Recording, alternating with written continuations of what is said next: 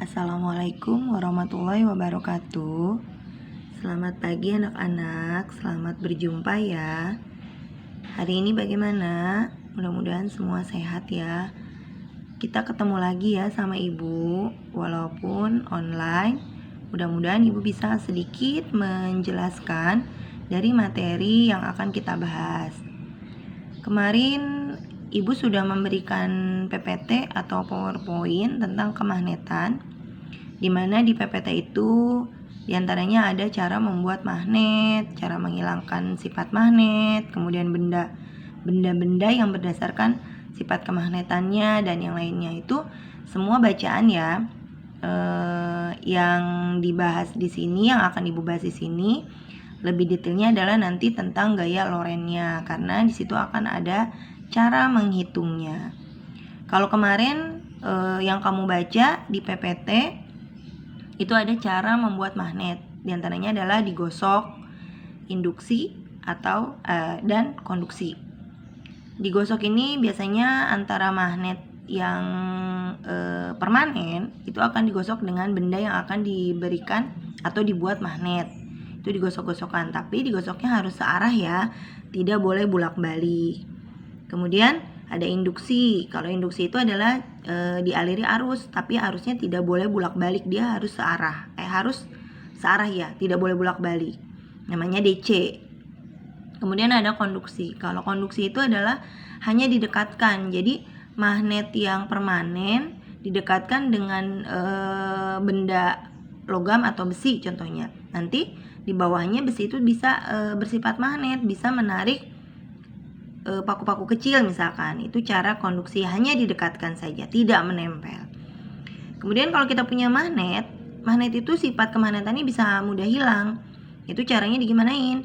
Itu bisa dibanting atau dipukul-pukul. Jadi kalau kamu punya magnet atau benda yang ada magnetnya, contoh tempelan yang ada di kulkas, itu kalau sering jatuh dia akan mudah hilang sifat magnetnya. Makanya sering tempelan yang ada di kulkas itu kok kadang-kadang merosot atau dia jatuh, itu karena sifat magnetnya sudah hilang, karena mungkin sering jatuh.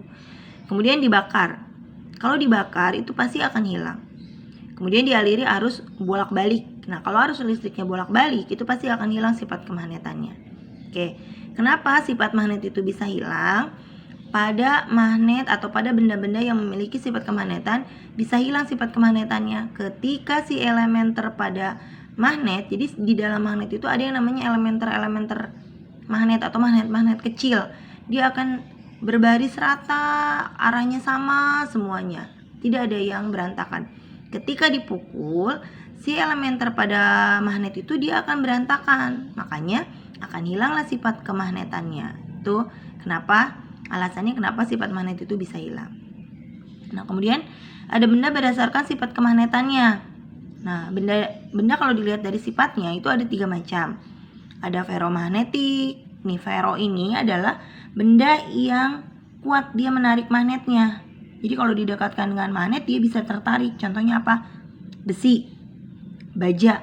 Nih, baja ini adalah benda yang paling baik untuk digunakan membuat magnet. Dia bisa menjadi magnet permanen. Kemudian ada paramagnetik. Kalau paramagnetik ini adalah benda yang lemah, bisa ditarik oleh magnet, tapi lemah, tidak sekuat yang si ferromagnetik. Contohnya apa? Magnesium, litium, itu dia akan lemah. Nah, kemudian apalagi? Ada diamagnetik. Kalau diamagnetik itu yang tidak bisa ditarik oleh magnet. Contohnya apa? Seperti kayu tuh ya, dia akan lemah tuh, nggak bisa ditarik. Perak, emas, nah itu contoh dari diamagnetik. Nah, kemudian yang akan Ibu bahas di sini lebih jauh adalah tentang gaya Lorentz. Jadi di kemagnetan itu ada yang namanya gaya Lorentz. Gaya Lorentz itu dirumuskan dengan F sama dengan B dikali I dikali dengan L. Atau kalau kamu mau gampang mengingat, boleh F sama dengan Bill. F-nya adalah gaya Lorentz, satuannya dalam Newton. B-nya adalah besar medan magnet, satuannya dalam Tesla. I-nya adalah arus listrik yang mengalir, satuannya dalam ampere. L ini adalah panjang kawat penghantar. Biasanya ini pembahasannya di selenoida. Jadi ada kawat yang melilit.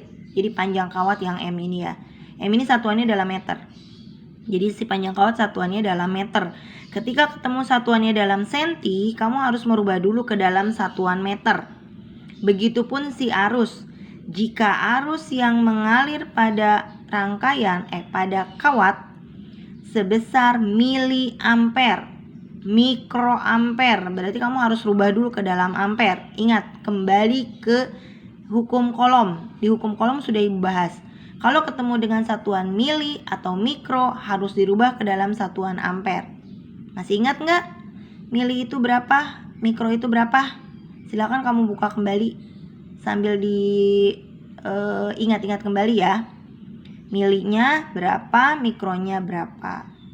Oke, ini rumusannya untuk gaya Lorentz.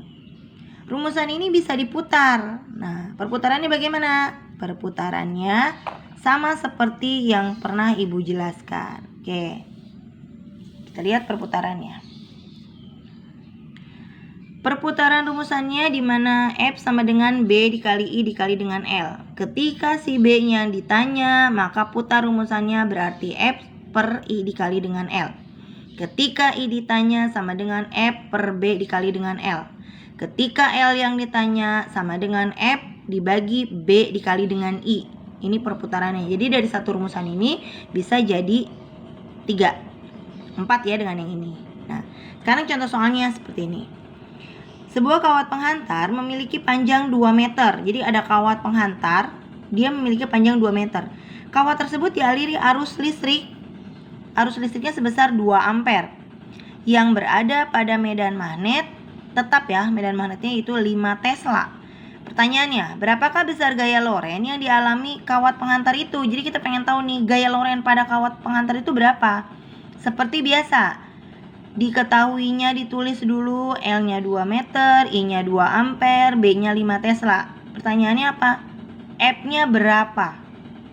Maka di sini jawab F sama dengan B dikali I dikali L atau F sama dengan bil. Ingat, masukkan angkanya, B-nya 5, I-nya 2, L-nya 2, kalikan hasilnya adalah 20 Newton. Berarti gaya Lorentz yang bekerja pada kawat penghantar sepanjang 2 meter yang dialiri arus 2 ampere yang berada pada medan magnet tetap sebesar 5 Tesla itu akan menghasilkan gaya Lorentz sebesar 20 Newton. Ini kalau pertanyaannya adalah si F-nya. Nah, kalau misalkan dalam soal yang ditanyanya adalah medan magnet, berarti kembali ke rumusan ini. Medan magnet yang ditanya berarti B yang ditanya pakai rumusannya ini. Kalau yang ditanyanya arus berarti pakai rumusannya ini. Kalau ditanyanya L berarti pakai rumusannya ini. Yang harus diperhatikan adalah lihat satuannya. I-nya apakah sudah dalam ampere? L-nya apakah sudah dalam meter? Kalau belum, rubah dulu baru masuk ke dalam rumusan. Itu ya. Yang harus kalian ingat adalah masuk ke dalam rumusan harus sesuai dengan satuan yang ditetapkan dalam standar internasional. Tidak boleh I-nya pakai satuan mili atau mikro, harus dalam satuan ampere. L-nya tidak boleh dalam satuan senti, desi atau yang lainnya, harus dalam satuan meter. Baru masuk ke dalam rumusan seperti ini atau rumusan seperti ini. Gitu ya. Jadi tolong dipahami ya.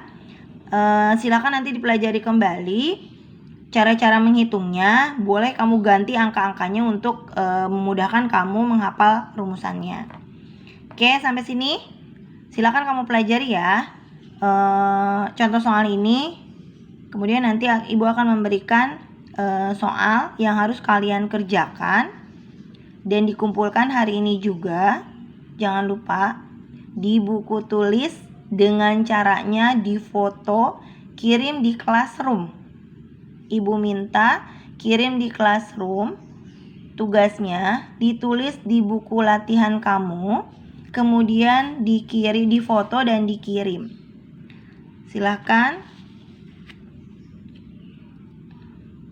Silakan kalian lihat soalnya.